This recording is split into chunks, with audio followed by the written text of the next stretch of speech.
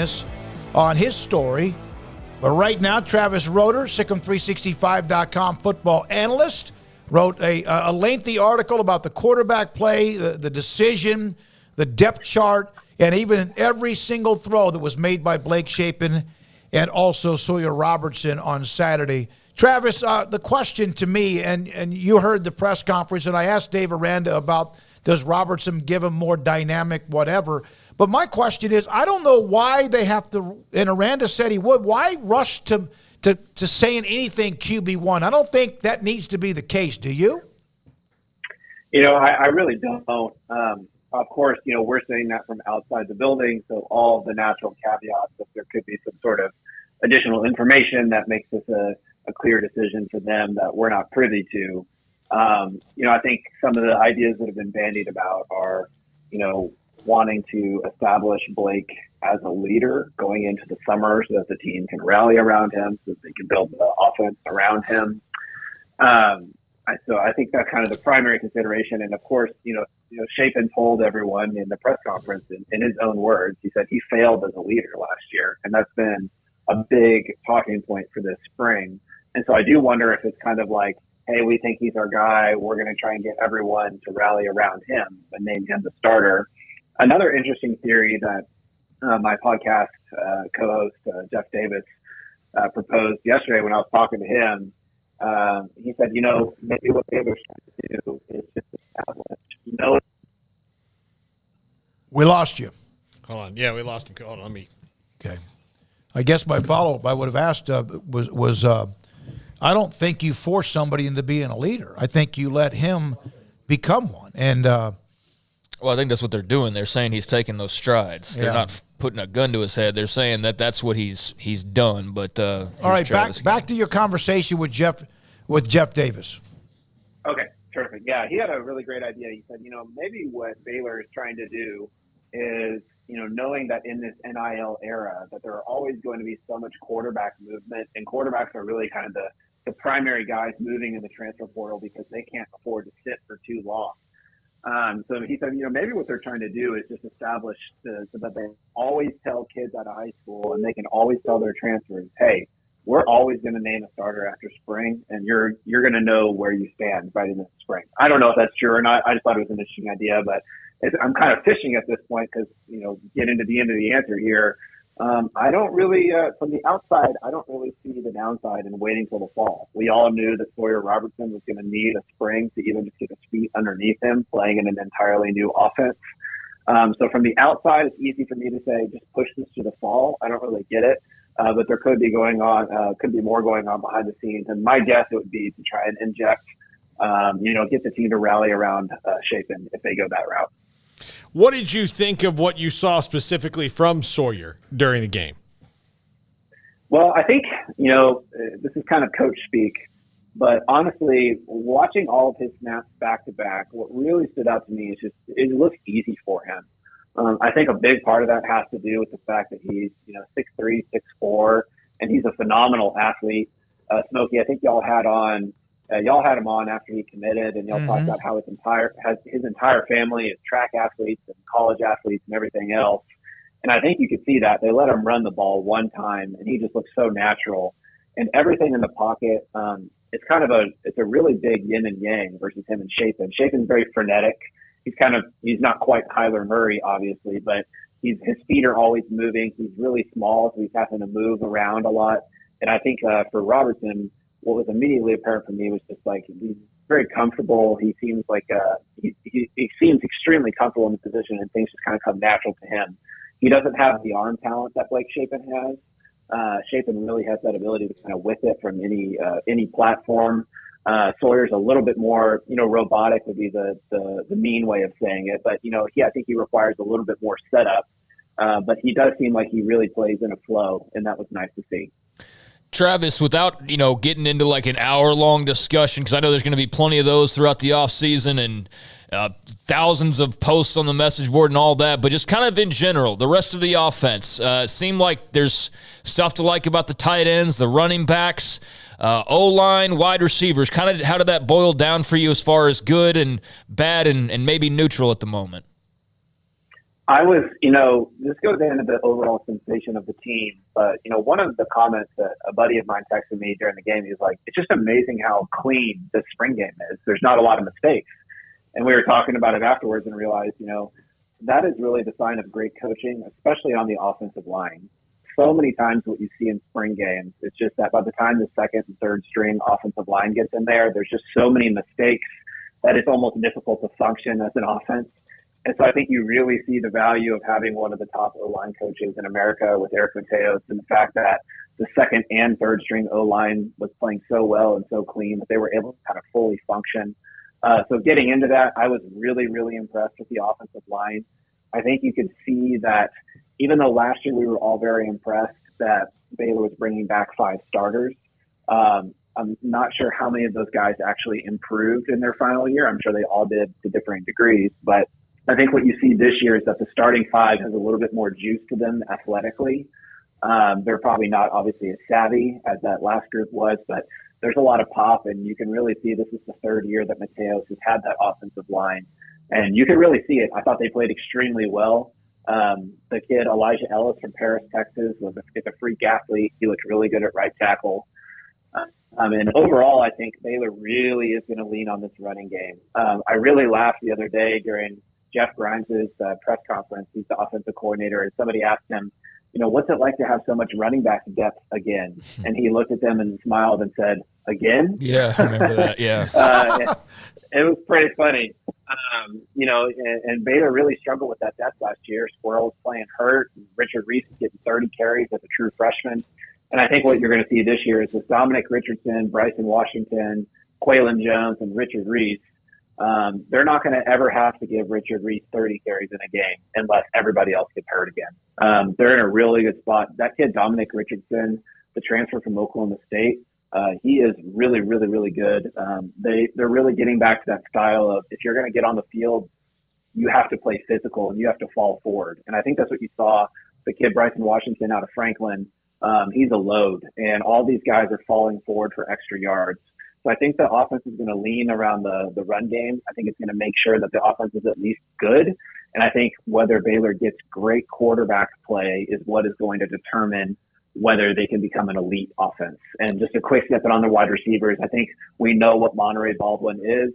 We didn't get to see a lot of Keyshawn Jackson in the spring game, but from everything I reviewed from his Arkansas tape and from everything I heard about his performance throughout the entire spring, I'm very confident that he's going to at least be an average Big 12 wide receiver, and I think better. So that gives you a couple of guys to start with there. But regardless, I think that run game is going to be so good that it's really going to help out with the pass game. And if the pass game can take the next step, that's how they become an elite offense this year. Andrea Cameron, whose son plays for Baylor, in fact, at the wide receiver position, mentioned that Winfield, Neighbors, and Gibson did not play. Did that have any impact, you think, at least in being able to grade the film? Yeah, it made it harder to grade the twos because the depth wasn't there. Sawyer Robertson, when he was playing with the second team, a lot of the time that he was out there he had multiple walk-ons at wide receiver that he was throwing to. So that impacted that thing for sure. I think Jordan Neighbors, he's been practicing, but not at full contact. So that's why he didn't play in the spring game. But I think I don't think he's going to be as good as Monterey Baldwin, but I think very much so he's probably the third best wide receiver on the team. So not having him hurt.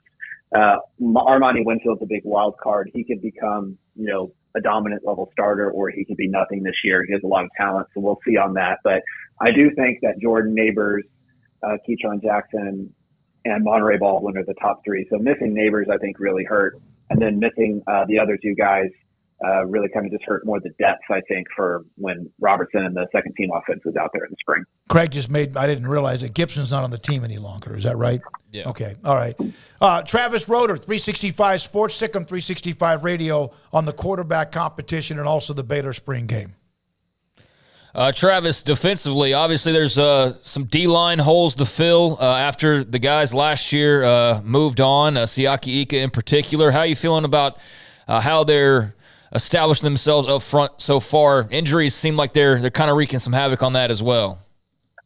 Yeah, I mean, overall with the defense, I'm sure we'll have a chance to talk about, how the safeties and everyone else looked with Matt Howledge back. I was really impressed with the defense overall. But yes, my biggest concern with the defense right now is just that interior defensive line. They basically had one true nose tackle, Jarrell Boykins. He was the one who went down with a serious-looking injury during the game. So that's going to be a big question mark for me. I do think, one of the fun things about having Aranda as your coach and as your defensive guy is that what he's known for in coaching circles is being very, very versatile and kind of molding his system around what he has. Actually, funnily enough, in 2020 during the COVID year, they basically didn't have half their defensive line every game. And then the guys they did have were all playing 30 pounds underweight because everyone that was getting wrecked with COVID. And Aranda really switched up his style. They played it much differently. And I think that's kind of what I expect to see this fall. I think they have some really good talent on the defensive line. They just don't have an Apu Ika, and they don't even have Apu Ika's smaller, younger brother. There's nobody even close to him on the roster. And so I think what you're going to see is they're going to have to build around some guys who play with some quickness, get upfield. There was a kid yesterday named Trey Wilson that's out of Lakeview Centennial, I think is the high school he went to. But I thought he looked like the best defender on the field for a big stretch of that game. He's only a true freshman. So I think they're going to have to build around some different style defensive linemen. They don't have an Apu Ika walking through that door. So I think it's going to be more fast-paced trying to get in the backfield as opposed to just controlling the offensive linemen in front of them. And with Boykins went down, Emery's been hurt. So, man, they do need someone to help step up. Otherwise, that's not a position where a big guy inside is going to be able to play that many snaps consecutively or throughout one game. Other than what we saw from Monterey Baldwin, which we saw even last year when the offense struggled, does Baylor have a star? On the offensive side of the ball? Either side of the ball. Yeah, I mean, a random one to watch out for is A.J. McCarty, the kid out of Brownwood. He's playing Jalen Petrie's star position, and by all reports, he had a fantastic spring, and I thought he looked really good.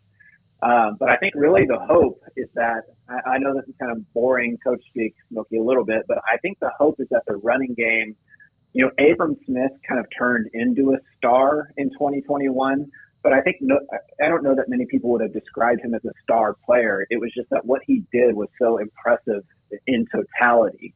And I think the hope is, and I think, putting in a prediction for it, I would say there's a pretty good chance this happens. It's just that the Baylor run game returns to that level of just being able to run you over no matter what the defense does. And so I think that kind of hopefully becomes the star. And then on the outlet being able to throw to guys like Monterey Baldwin for huge plays as well. But I was very, very impressed by the running game. And so I hope that the offense as a whole can kind of just regain that mentality of just being able to annihilate you and ground and pound you to where, it's kind of been one of the tensions among Baylor fans ever since Browse left was, is it exciting to watch, they got used to watching 50 points a game. Is it exciting to watch this offense just bowl you over? And I think the answer is, well, it's not really that exciting when they bowl you over to only get 17 to 21 points. But if they can kind of return to 2021 to where they can just really, really lean on you and get more into the high 20s and 30s every game, that's when this offense becomes really fun. Travis, they just added Byron Vaughn, so the portal additions continue. I think that's double digits in and out now at this point, and there's still, a little ways to go in that regard. If they are to go back dipping into the portal, what positions jump out to you after what we saw on Saturday, or maybe what was solidified after Saturday? Where do you think that they may have some places they need to look? Before the spring game, I really had my eyes on defensive back, safety, and corner. But I was so impressed by what I saw on that side of at those position groups on Saturday. It's very clear that Matt Powledge, Baylor's defensive coordinator, replacing Ron Roberts. Of course, Powledge was here a couple years before. Very clearly that he got good buy-in from those guys. They were playing sound and just weren't making mistakes. And so I think that they would take a safety or a corner if they found a really good fit, but I don't think it's like a absolutely must add somebody or else situation there anymore. I do think they absolutely need to just add another big defensive lineman. I don't think it necessarily needs to be like a big fat nose tackle style plug, but I think it's a guy who needs to be big enough to where, right now the problem in the spring game was that Baylor started a guy I really like, Cooper Lands. But he is not somebody who needs to be playing nose tackle. He's 275 pounds probably, and he was, doing yeoman's work, doing his best playing nose tackle. But I think they really need somebody just who provides some versatility and depth and who can squeeze inside without just getting bowled over. They brought in a kid on a visit, a transfer from Oregon, who's basically the same size as Gabe Hall, which obviously is massive. And I saw him in person. I mean, he looks like a monster. So I think just getting some big boys up front, adding another big defensive lineman. And then just as a random quick note, I think one of the benefits of when you develop a reputation as a university and as a coaching staff is you can kind of add value even where you already have good, turn great into elite all the time. And I think that Eric Mateos has garnered such a reputation across the nation for being such a great offensive line coach. And guys know that they can come into the system and be developed. And so I think offensive line is always going to be a spot where even if they already have 5 good guys, if the elite transfer wants to come in and add his name to the mix and you just can't say no, that's always going to be a position I watch for, because I think Baylor has kind of garnered that reputation under Grimes and Mateos for offensive line play. Travis, thank you very much. Great stuff. A couple of threads right now, one including every throw by Chapin and Robertson, and then also a synopsis and overall thought about the quarterback position, and more articles to come. Also, yesterday evening,